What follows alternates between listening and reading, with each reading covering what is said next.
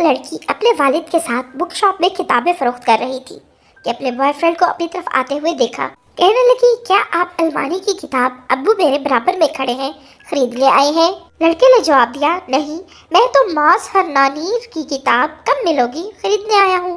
لڑکی، یہ کتاب ہمارے پاس نہیں، البتہ باتریس فرد کی کتاب کل یونیورسٹی میں مل سکتی ہے۔ لڑکا، اچھی بات ہے، لیکن کل آپ بلجیکی برنار کی کتاب رات کو فون پہ بات ہو سکتی ہے، لا سکتی ہے؟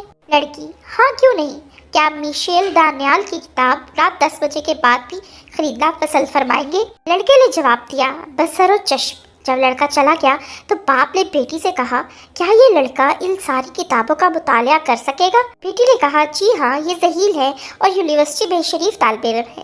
والد، اچھی بات ہے بیٹی، لیکن میرے پاس تم دونوں کے لیے 2 بہترین کتابیں ہیں، یہ تم دونوں ضرور پڑھنا۔ ایک ہولندی فرانک بارتھیس کی کتاب میں بے وقوف نہیں ہوں، سب کچھ سمجھ گیا ہوں، اور دوسری روسی بوریس ہلری کی کتاب اپنے چچا زاد کے ساتھ شادی کے لیے تیار رہو ہے۔